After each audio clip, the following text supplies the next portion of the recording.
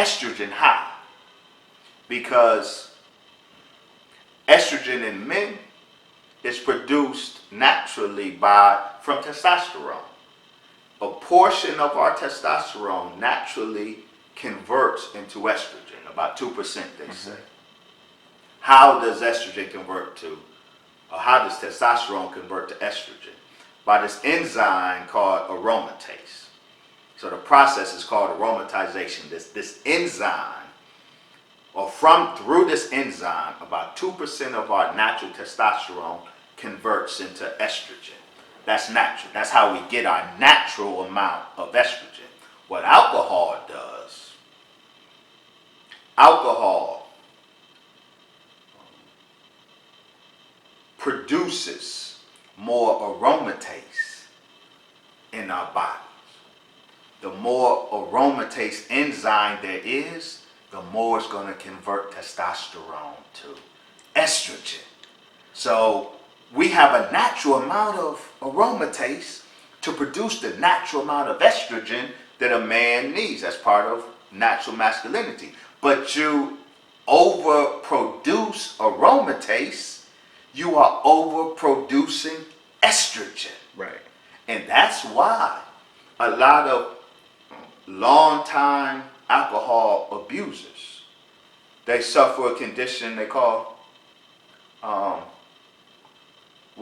man boobs.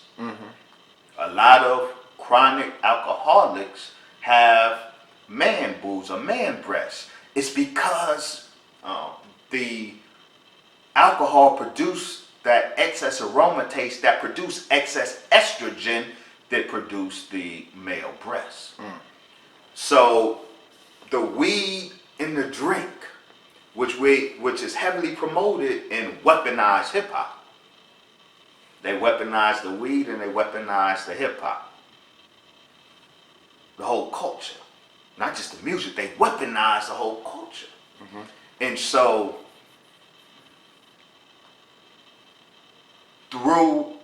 if the weed and the drink are the bullets against our masculinity, the gun that those two are shot from is our hip hop culture. Well, since we speaking on hip hop and the culture, how do you feel about hip hop overall? Are you a fan of hip hop? Oh, absolutely. At which point do you feel that weaponized hip hop made its debut? Yeah, we don't even have to be too speculative. The studies have been done. Dr. Denise Hurd out of California did several studies chronicling the rise of alcohol references in hip hop, the rise of drug references in hip hop, and the rise of violence in hip hop. Her studies, or multiple studies, has demonstrated that, when hip hop was very in its initial stages, was very anti-drugs and anti-violence.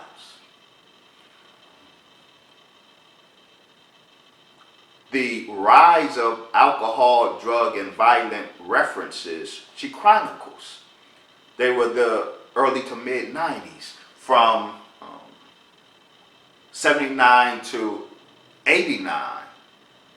And then from 89 throughout the 90s, the level of references went from 13% to like 60% of hip hop was referencing alcohol, drug, and violence. Now, what happened in the 90s that caused this shift?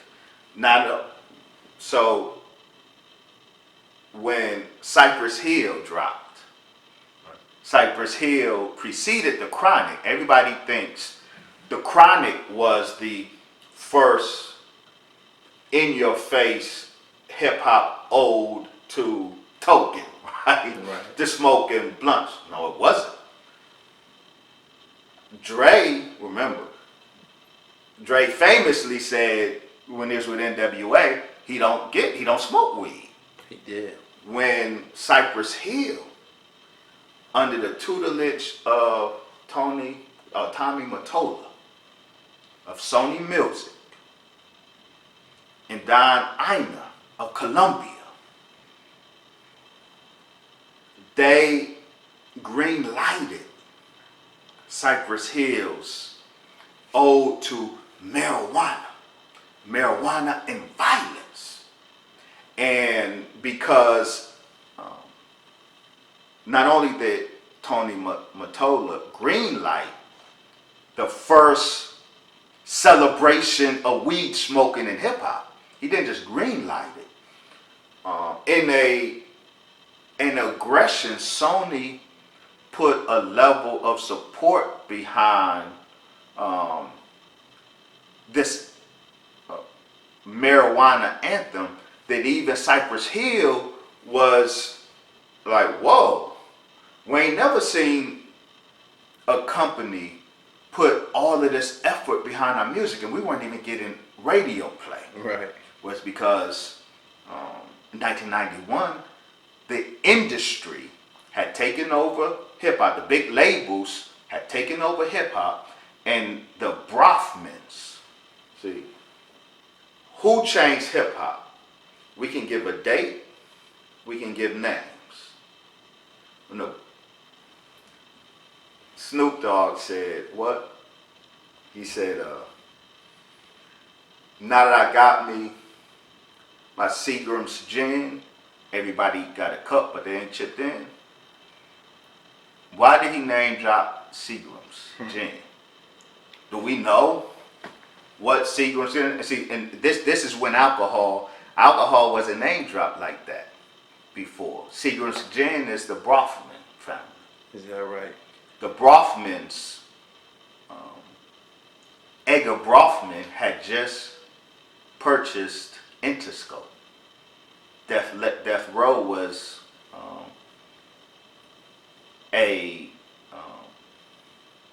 what they call them, a boutique label off of Interscope. Jimmy Iovine and Doug Morris. They were the Brofman boys. The Brofmans were the biggest alcohol, first the biggest bootleggers. They're the real Illuminati, the Jewish Illuminati, the Brofmans. They're called the Rothschilds of the New World. They had just purchased Interscope. They purchased Warner Brothers. They owned Warner Brothers. They owned Universal. All of hip hop in the 90s was controlled by the Brofmans. These Jews who owned Seagram's distillery, that they got their billions from bootlegging and selling liquor to black people. Seagram's gin was marketed to black people. So now we got Cypress Hill, and Stone is the way to walk, right? Yeah. Then they go platinum. Dre and NWA like, whoa.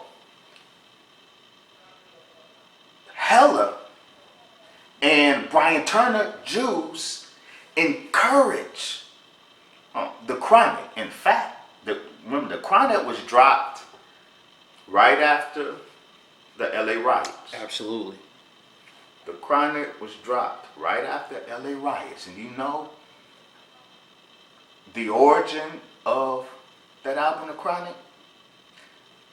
Because remember, the whole point of the testosterone conspiracy and estrogen assault is to make sure there are no blow-ups in the cities like they were in Watts in 65 and Detroit in 67. It's to quell the cities. There's no more riots in the cities. When LA and they succeeded, the cities were quiet. We went from 1,000 riots in 10 years to, in a 30-year period, 2 or 3.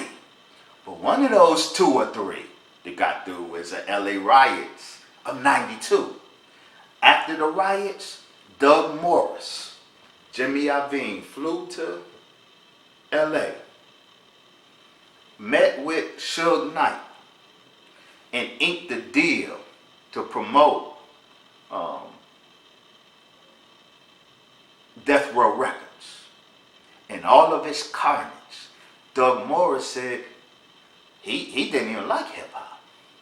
Yet Doug Morris, the Jew, the Brofman boy, gave us 2 Live Crew. You know, hey, we want some. Mm-hmm. That's Doug Morris.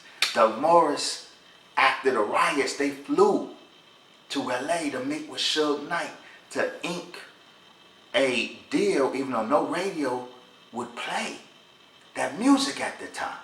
But they inked a deal with Suge Knight to distribute all Death Row music. And the first project was The Chronic. Why? From one who said he don't smoke sex. It gives your brother brain damage on the mic. But now, this album is The Chronic. One of the first products of post-riots LA. Because the weed, they had already determined what weed does. How does chronic medicate black male hostility? See, you don't want to, it's hard to get you mad when you lift it. The weed is a sedative. It quiets your hostility. You just want to, it medicates the drive. So when we lift it, we just want to chill. We just want to lay back and chill. And that's why The Chronic was the first Death Row project post the LA riots, after the Brofman sent Doug Morris and Jimmy Iovine to LA, inked that deal with Suge Knight to distribute Death Row, the Death Row catalog, and the first thing that dropped was The Chronic. And they say The Chronic was a soundtrack of the LA riots. Well, there ain't been a LA riot since then. Took all the fight out of the masses. Took all the fight. That's what the weaponized weed is intended for. See, weed ain't crack, right? Mm-hmm. Crack devastates the physiology. There's nothing subtle about the effects of crack. Right. But the same ones that dropped crack on us in South Central LA dropped the weaponized weed on us. But see, crack had a short lifespan. They dropped it in 82. It spiked in South Central. It's the violence spiked. But by the early 90s, it had flatlined because it was so devastating. And the children of the crackheads, that next generation, we saw that. Yeah. So we weren't messing with that. So crack, even though today you still got some, but it's rare. Crack as a cultural phenomenon had a very short shelf life because it was so visual, transparently devastating. Yeah. But weed is more subtle. That's why it's so much more effective. Weed don't devastate. Weed conquers without devastation. Weed conquers subtly without you even knowing. So we don't know that our testosterone is being depleted. We don't know that. We don't feel it. We're totally unaware of the effects of this weaponized weed, but the effects are just as real as the effects of crack, even though they're more subtle. And the effects of the weaponized weed are the effects that the government wants, because the crackheads, at the end of the day, and the babies born to them, they ended up in these hospitals. Who's paying the bills of the cost of crack? We don't have insurance. So we are not paying the bill. So the crack devastation ended up being costly financially to the government, but not we. Because we live our life, we go through our life at minimal cost, healthcare wise. to this government, but it's having the effect. It sedates the inner cities by neutralizing black male hostility. So we know exactly when, who, and how hip hop was weaponized. During the 1980s, one of the things that was used to neutralize black hostility was the Fruit of Islam. Not neutralize black hostility, channel black hostility. Okay. Fruit of All right. Islam channels black hostility. Black masculine hostility is a good thing. Just needs to be channeled at the right enemy. Okay. That's what the Fruit of Islam does. The Fruit of Islam channeled their resources and forces into a housing project Yes. in Washington, D.C. in the 1980s. I can't remember the name of it, but it was a very Mayfair Mansions. Yes, all right. We in Chicago right now, and constantly we see on the news that y'all might have 20 murders. 20 people get shot over the weekend, 5 murders. What is the Nation of Islam doing to combat that? Because when I was growing up, the nation was kind of feared in some aspects. As far as coming down in the community and regulating things, is the nation still rolling up their sleeves, going down in the community and seeing about these murders and things of that nature? Because absolutely. I always wanted to ask somebody that here, because how can this be the headquarters of the Nation of Islam and the murder rate is so high? Yeah, that's a very legitimate question. First, understand the Nation of Islam is just that, a nation. We're in over 100 cities in this country. Right. And representatives of the Honorable Brother Mr. Farrakhan are on the streets in over 100 cities in this country. There are some cities where the relationship is more intimate between the mosque, the local administration, and the city, the mosque, and the community. But in many of these cities, the Nation of Islam, the Fruit of Islam, is still the wall between our communities and outright chaos. We are still relied upon and called upon to mediate beef. We just came from LA. Yeah, I was gonna get to that. Go ahead, bro. Blow. A very volatile situation. See, gang life, and I didn't have the proper level of appreciation of this fact until I was there. Mm-hmm. Gang life is a religion in LA. Yeah. It's religion. So when Snoop said, he remixed the verse from John, he said, God so loved the world, he gave his only begotten Crip. No, they get down like that. It's that serious. And things were really volatile. We're about to explode with the murder of our brother Nipsey Hussle. The Nation of Islam, brother, at that time, student regional minister Tony Muhammad, who's now student minister Abdul Malik Muhammad. The work of the Muslims there is what quelled that situation. So when the Honorable Brother Mr. Farrakhan hit the streets in LA, they were calling for Big Boss. See, that's what they call Farrakhan. What they call? Big Boss. Big Boss. And he gave instruction to our brothers. They were about to blow up.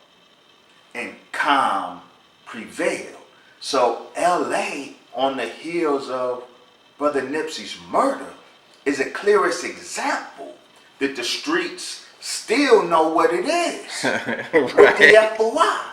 Right. In the Nation of Islam.